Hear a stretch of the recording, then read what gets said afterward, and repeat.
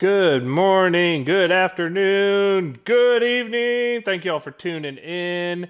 This is your daily dose of donkey with Ginger, and Gingy's back in the house, everybody, for the sports talk. So let's go, give it up for Gingy. Woo woo, Gingy back in the house. This guy's giving me a heart. I love it so much. We're here to talk to you about the latest ramblings around the NFL. What's going on with your Pittsburgh Steelers? And this week, I'd like to take a look at my awesome camp I've just built, but also, bro, this offensive line play and how do you fix it on a budget? So first off, Gingy, offensive line play this year. What you got to say about it? Shaky at best. I mean, we know that Ben Roethlisberger was getting rid of the ball quicker than he has any other season in his long Faster, career. Yeah, faster than any other quarterback on average since 2012, according to PFS rankings. That's how fast he was getting rid of the ball. yeah, and I think that was out of necessity, Donkey, because I don't think he was going to get any more than 2.5, 3 seconds on any given drop back. I don't think a 5 or 6 step drop back was really anything that I saw that was remotely possible on a consistent basis this year. You're 100% right on that. I mean, you look at it.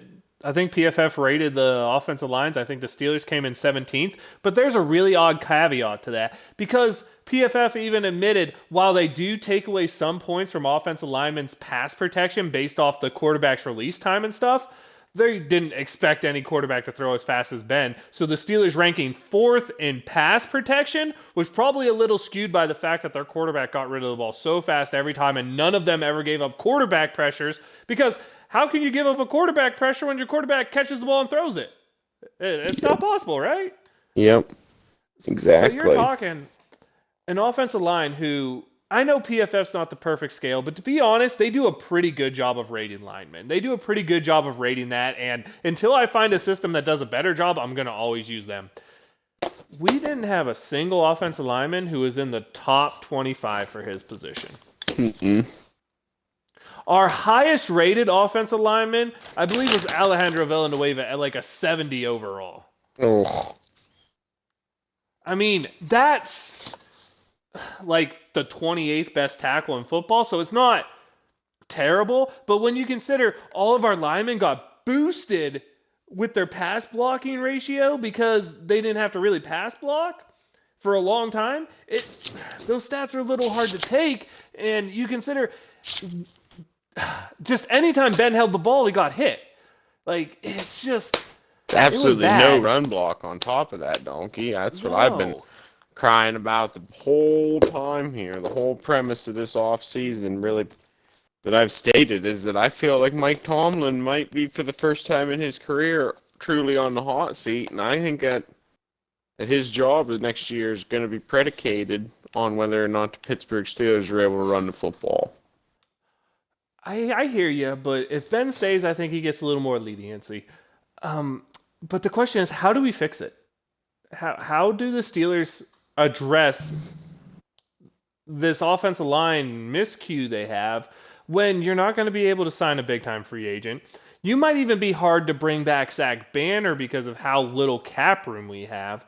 And even if you bring back Zach Banner in the games he played, I know everyone loved him, but he didn't rate out over a 70. So you're bringing in, you replace Big Al with another guy who is, when he played, Big Al level of play and has no proven track record. I mean, I don't know how to not feel nervous about rebuilding an offensive line that was shit. And that's weird because you should be able to easily retool it, but we can't get the people here unless we're willing to waste first round capital, second round capital, third round capital, all on offensive linemen. And then we would have to hope all of them hit and don't have rookie troubles. Because I think Dotson showed the most for us, but he also had games where he was just flat out terrible because that's what rookies are. And to be fair, he was what, a rookie fourth or fifth rounder, something like that? Mm. It's not like he was a high draft pick.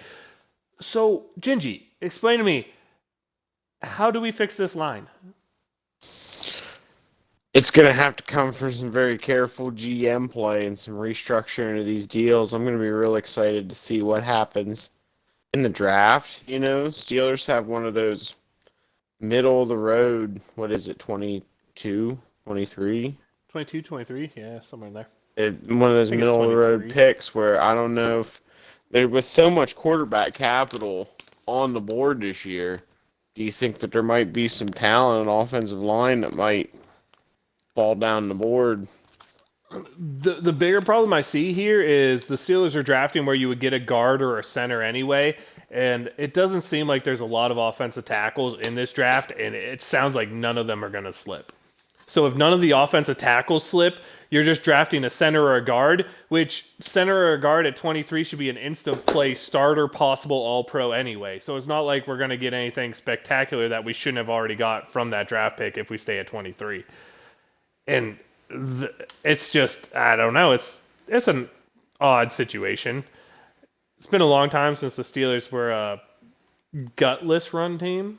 Like, I can't Completely even remember. not tough.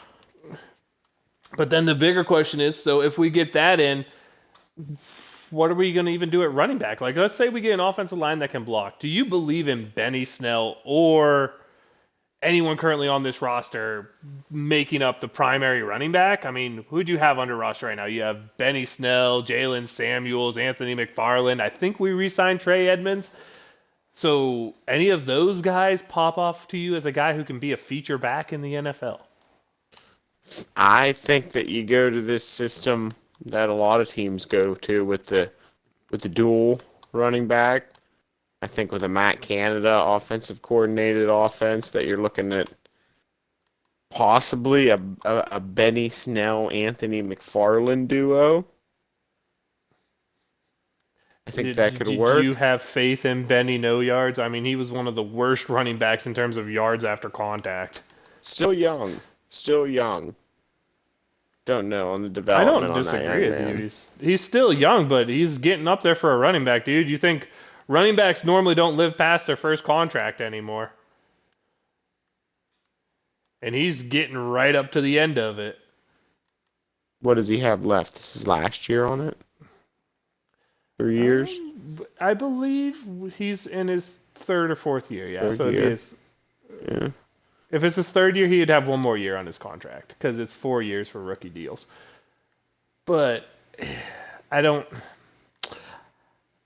You saw a little bit of flashes from him, but for every game he had that was good, he had 3 that was bad.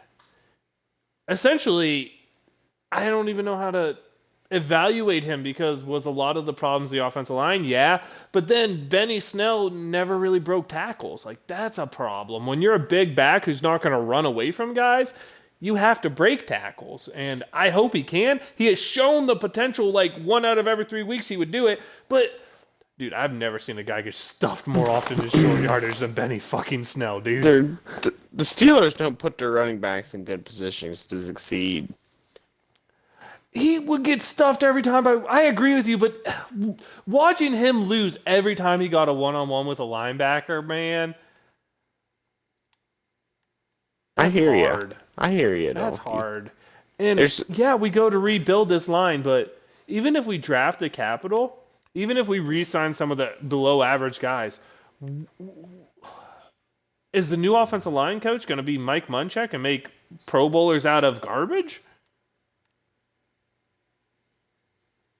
We'll have to wait and see. That's a good question, though. And if we bring back Ben, they're going to want to bring back weapons. If they try to bring back Juju to go with Ben, how do we make draft, or how do we, I guess draft capital is the way, but how do we make the additions to the offensive line? Because there is no money here. We are a team with no money, and unless we're willing to push a lot of dead money into potential rebuild years to make the rebuild longer, we're looking at no cap room to give Ben the last hurrah. If Ben actually does come back, because we still don't know about that. And Ben is our best chance at being a competitive football team here. But I just don't know if it's worth it because, let's be honest here, there's massive overhaul that needs to happen to this team to be competitive, right? True. Can you make massive overhaul on a budget? I'm asking you. Well, I mean, and here's some of the things that we need to consider. Like I said, as the cap shakes out in the off season, we were talking about talking a lot about homerism, Donkey, when it comes to Ben Roethlisberger and the dead money that's already going to get hit there. And I think a lot of the keeping Ben and wanting to keep Ben is a contextual situation. It isn't so much about Ben, but it's about what's around him. And when we're talking about homerism, there's been a lot of names on the board about people that Steelers are going to have to let go or pay a lot of money, and Bud Dupree and Juju Smith-Schuster. And I think, unfortunately, even as the Steelers homer that I am, I think that one of the names that has to go, unfortunately, is Juju Smith-Schuster. At wide receiver position, I feel the Steelers is replaceable. He didn't really have the... He had a couple opportunities now to be the number one guy, Donkey. And if he wants to demand 15, 16 million, be my guest. But I don't think that his play backed up him being a number one wide receiver in Pittsburgh. No, and I've always said that. I always said he's one that needs to be let go. I just think the loss that you're talking about here, the Bud Dupree one's the one that scares me. And honestly, I don't know how I feel about Bud Dupree, because coming off a knee injury, that can change a player. Like, I don't know. I love Bud Dupree. I think as a guy who used to call him Bust Dupree, that dude has been a stud the last 2 years. I don't know how I feel about losing him. I mean, I think Alex Highsmith has crazy potential. But the problem is, I think he's a little too small to be an every down guy against the run. I think he'll really start to get exposed. I know PFF rate him as one of our best linebackers, but that's because he was used very situationally.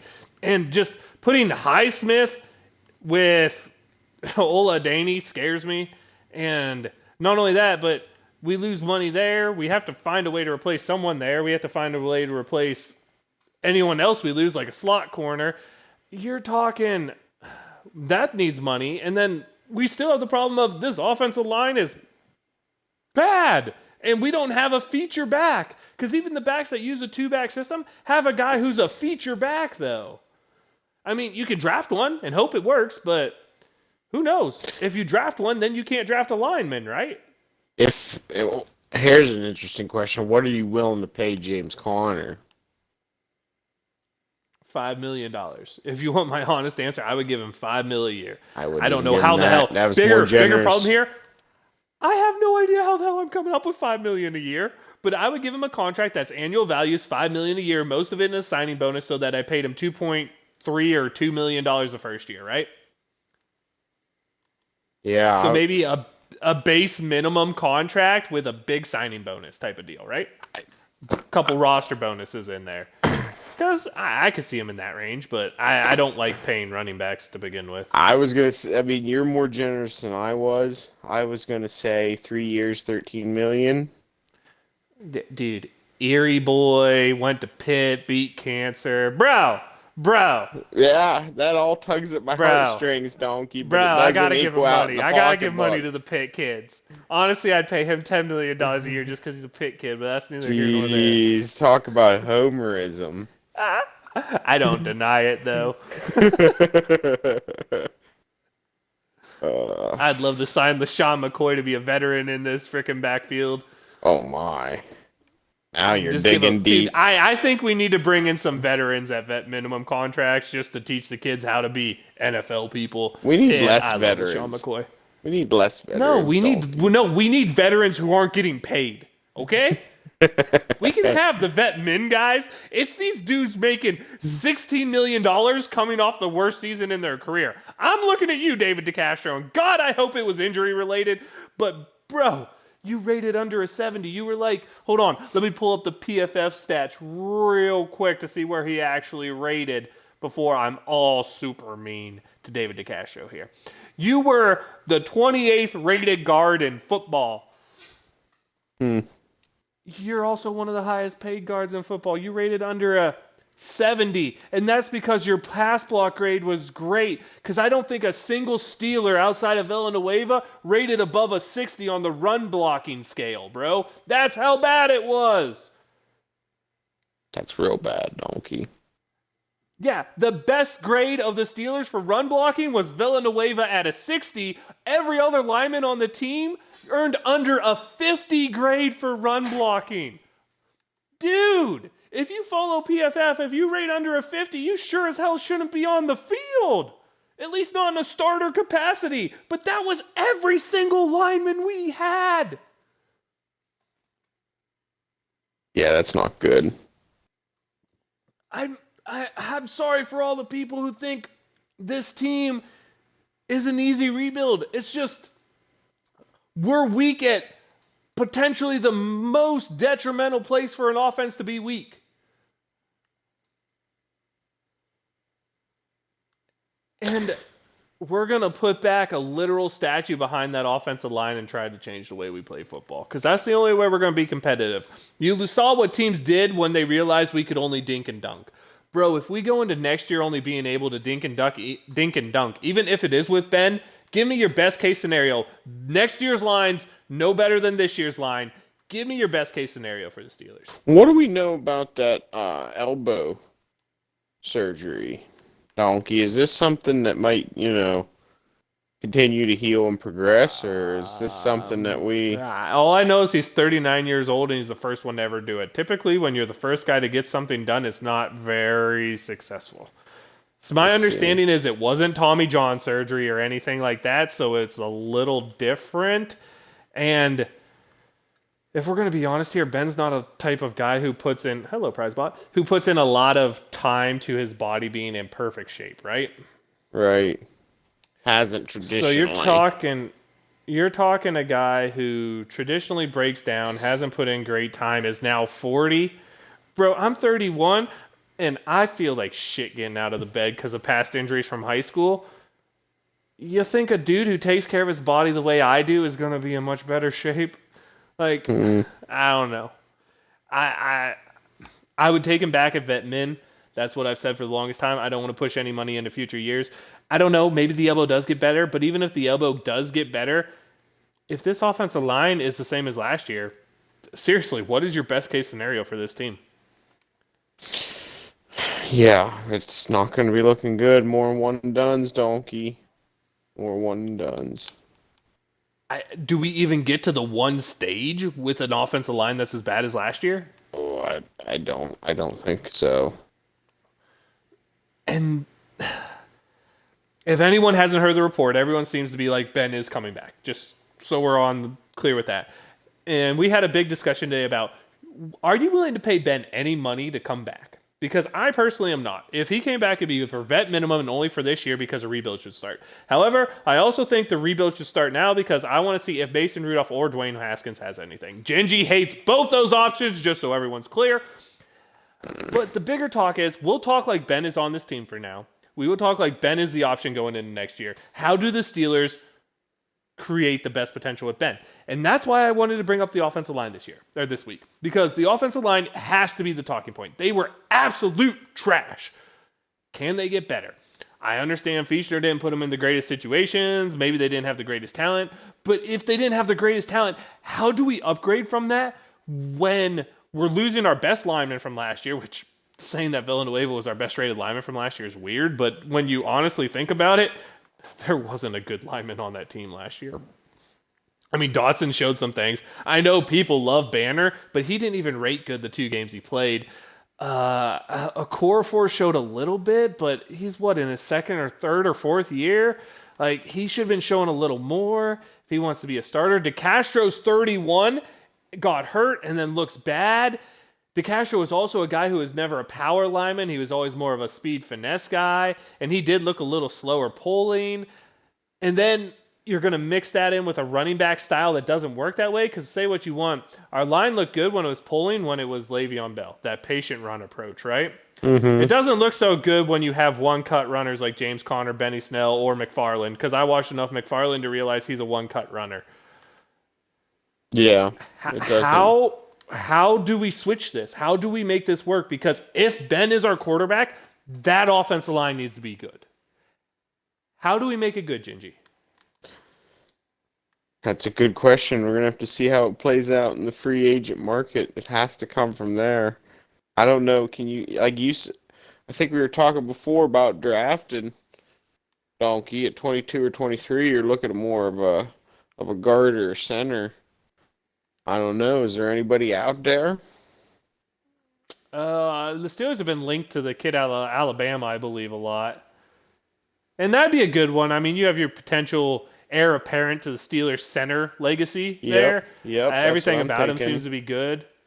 But that's one hole. Okay, so you fix that hole. Are we going to, let's be honest, does DeCastro bounce back? That's a huge question. Does DeCastro Huge bounce back? question. I want don't- your opinion. And no flaking around. Does DeCastro bounce back next year? Yes or no? Is he David I DeCastro? don't- Is he what he was last year? Or is he more of a meh in between? You see, I don't think he bounces back. So you think he's bad again? Because I actually tend to agree. I don't think he bounces But I'm going to back. give him a chance. I'm going to give him a chance just because there was an injury. So I'm going to give him a chance. But I am leaning towards what you say. So if that's the case, you filled one line spot. You have 4 bad ones still. I know you love Zach Banner, so I'll even give If you you're Zach able Banner to as move a DeCastro's starter. contract, you're able to get 2 journeymen at the price that we have DeCastro at right now. Right, but anyone who signed for less than $5 million last year didn't grade out much better than what the Steelers currently had. So you're talking a push. You're talking like a Ryan Jensen type dude who was one of the worst rated centers last year. The guy who started at guard and then moved to center for Tampa Bay when A.Q. Shipley got hurt. You're talking that level of talent, but that level of talent's not an upgrade. Or do you think we hit 2 home runs? Because, dude, let's be honest. The Steelers in free agency, bro, does it ever work? And very rarely. Seriously? Okay, so if we're only signing journeymen, do you expect that to work, honestly? I don't see a better option. We're really boxed I in by give you this that. cap situation. Really fucking We boxed are, and- into a lot of bad choices. We are, I agree with you, but what I'm trying to get at here is if we can't make this offensive line better and know it's going to be better, is it worth going all in again this year? Yeah, from that, that's a valid question. Is it worth not having as much cap space the next 2 years to go all in this year if we can't fix the line? I don't think it would be. In my opinion, I would like them to fix the line, but if it's not, you're right, it's not worth it. And then the question becomes, and I think we went over this, can we fix the line? I mean, we can throw shit at a wall and see if it sticks. That seems to be where we're at, though. If we are going to fix this line, it seems it has to be patchwork. It has to be, let's hope to God we hit on a rookie. Let's hope to God Dotson takes a step forward. Let's hope that Castro isn't on the decline, just had a bad year. Let's hope Zach Banner is something better than he's ever shown. Let's hope Chuck Okorafor isn't the turnstile we saw the whole second half of the season, right? Mm-hmm. Like, we're hoping. Let's hope J.C. Hassenauer learns how to play football.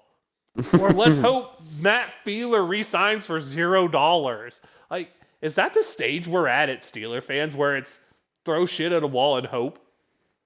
Like, what happened to having Dermontti Dawson, Oh, the good Alan old days. Faneca? Hall Shit, of at this Famers. point, I would kill for Chris Kimuatu.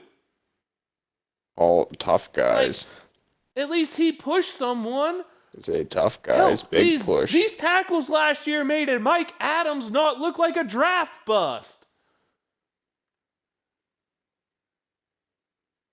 And I'm not trying to be doom and gloom. I was hoping you were going to actually give me a situation where we fix this line I feel confident with, Gingy. You get rid of DeCastro and Ebron and patch it up. You get rid of Castro and Ebron and we're no longer over the fucking salary Okay, then cap. you get rid of DeCastro, Ebron, and Tuitt, and you patch it up. Now we're going to make our defense worse to try to fix the line. Just I love Tuitt. I don't think you're We're wrong. just gonna cut. We're just gonna because- cut a little hey, bit in, I'm- not the whole I'm way. gonna be I'm gonna be 100% with you. If we are gonna go into next year in a one and done, we have to get rid of some of the pieces on the defense to try and make this offensive line work. I will Yeah. give you that. I agree with you there 100%. It's However, about, if we make this defense worse, is it even worth trying to improve it's the offense? okay. Your options on defense then are Steven Nelson or Stephon Tuitt or Cameron Hayward, and I think Tuitt is the best option of those three. My option is just not tank this year, but absolutely tank the cap. Don't sign anyone new. Wow! If Ben Don't can sign win anyone new and start this, Dewey let it Haskins, go. the new Steeler era. No, I didn't even say that. I said let Ben see if he can get it done with these guys. Because I will give him the first 8 weeks of the year, and if we're able to compete without spending money into next year, because my biggest fear is that we waste a year where we could be in a great cap situation to try and give one more hurrah. That is my biggest fear for this team. I thought you were going to talk about taking the deep dive, Donkey. No, I don't think you take a deep dive. I think you give this team a chance to compete. I think you try to shore up the line through the draft. Personally, right now, if Ben comes back, I draft an offensive lineman in the first, second, fourth, and fifth round. I do sign those journeymen, you say, but I sign like 2 or 3 guys who maybe are at the end of their career or came off a bad year or injured, those type of guys. And I just throw a bunch of shite at the wall and see if it sticks. Yep. But I am not willing to make the defense worse, to make this offense better, because to be honest, the only reason we competed last year is because of how good that defense was. I am scared to death of making that defense worse, which we're already going to do because I don't see how you re-sign Bud Dupree or either of our slot corners. But I just don't want to push money into the next couple of years, man. This line was bad. It's going to be hard to fix. We can admit that, right? Yeah. Well, it's not going to be a 1-year fix. That's what we're saying. That's what I'm saying. It's a so if it's not a 2-year 1-year fix, is it worth really trying this year? I mean, should it be what I said and you give Ben half a season to see and you tell Ben, hey, if we're not competitive at half a season, we're benching you because we want to find out about one of the 2 young guys? And if you said that to Ben, do you think he comes back? Donkey. Or do you think he was promised to be the starter? Who do you think we are? The Jacksonville Jaguars? You mean the team that absolutely romped us in the playoffs like 3 years ago? 3 years ago, schmear years ago, my friend. This is right now. We're looking at 2021, 2022. I am. And they're going to have Trevor Lawrence. And what I heard you leaning towards was the Dewey Haskins era. I did not lean towards that. First off, if you know my choice, is not freaking Dwayne Haskins. I want to see if Mason Rudolph has the potential. I don't want to see Dwayne Haskins on the field. No, for anyone listening. I don't know where you get this idea of Mason Rudolph and his potential. I've seen him potentially blow a lot of things into the wind, my friend. I'm not saying he's the great answer. I don't think he's going to be a top 10 quarterback in the league, but I think he's a very capable of being a serviceable guy. I think he could put up the numbers Kirk Cousins puts up, to be quite honest with you. No, he is not nearly as accurate as Kirk Cousins. Not nearly as accurate.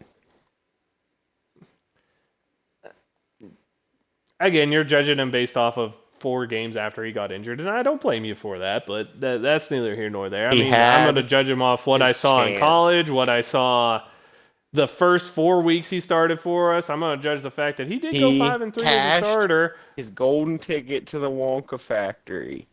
He had an awesome defense. I seen us turn the ball over but then I have a question. Then should we give Ben 49ers credit for any of those? Should we give times in the first half to the 49ers. Should we give Ben any of the credit for the 11 wins last year then to start the year? Because the defense this year is better than the defense last year. No.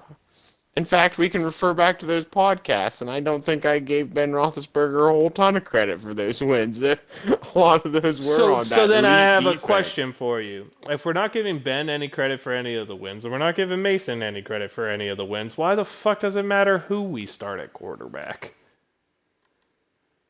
because they just can't lose it. Mason can lose it. Ben can lose it. We're projecting that Ben's not going to lose it, but we're not quite sure. That's okay. So that still doesn't understand. I'm still confused why we can't just give Ben 8 games, and if it doesn't look like we're gonna win a Super Bowl, move on. We can if the politics are there. That's what. But we're then in my now. bigger question is, if the quarterback really isn't the say-so point in the Steelers, are you willing to pay Ben more than vet's minimum if this quarterback really is the inferior product here? Like, I'm saying the quarterback as compared to the rest of the team. The team has to be the product. So is the quarterback's not important? Should we pay him? It is important. It is definitely important, but so is it's a team game, Donkey. The rest of it's pretty important too. Deontay Johnson cannot drop 30-plus balls. I think he only dropped like 19. Aw. It was very terrible, but I don't think it was 30. His hands aren't quite Lima Swede bad, okay? I'm just saying, it felt like 30. All right. I hear you.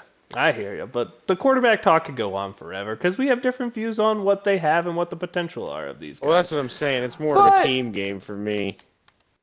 It is. I agree with you, but I don't see how you fix the team while paying what we're paying, unfortunately, because that ship sailed a long time ago, and you're right. The Steelers are in a bad spot.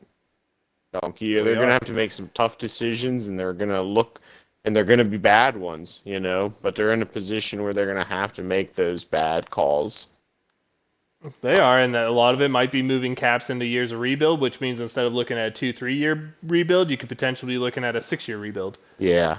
That is because what we're risking right now. If you don't bring in the people now to find out if you have them, you're just putting it off for a next year. What if the next year doesn't even have a decent prospect that you like?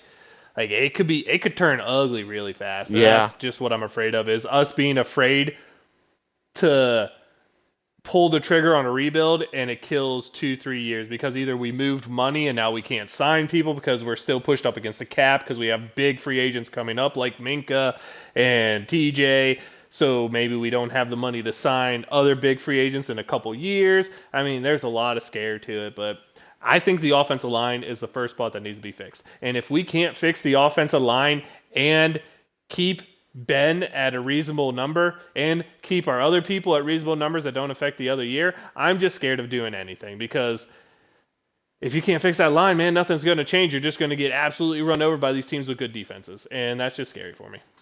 Yeah, this situation is a bad spot to be in, Donkey. We're gonna have to see how it shakes out. I'm gonna be looking forward to keep chatting with you about it, and got my eyes on the prize, looking ahead in April. Oh, don't worry. Next week, I think we'll look at our receiving core. Woohoo! Let's go. Yeah. Gingy, any shout-outs for the week? Since you're back into it, let's give some shout-outs that are hopefully better than my ones last week where I kind of used some awkward wording for what I was trying to say. I can't wait to talk about wide receivers with you next week. I think that's gonna be a good one. I'm a big fan of Claypool. We'll just say that. Me too. Moving forward. Hell yeah, shout-outs. We're looking at shout out for me. We're seeing something new here in the NFL. Shout out to Deshaun Watson for playing chicken with a very limp-dicked Texans organization. Bro, Man, I think he's got him by the balls right now, Donkey, and he's going to turn this into the NBA. Teams. He's going to turn this into the NBA, my friend, and I'm very interested. Just please no. The Texans organization appears to be holding steadfast in the media, but shout out to Deshaun Watson for leaning on the establishment. All right, I'm going to be excited to see how that little saga plays out here throughout the rest of the offseason. Just please no. That's my shout out.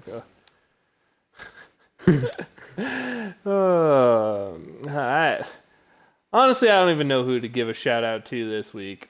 It's been a weird week. It's been a weird time. But you know what? I'll just go ahead and give my shout out to Cam Hayward for being willing to restructure his deal again, even though it doesn't affect him.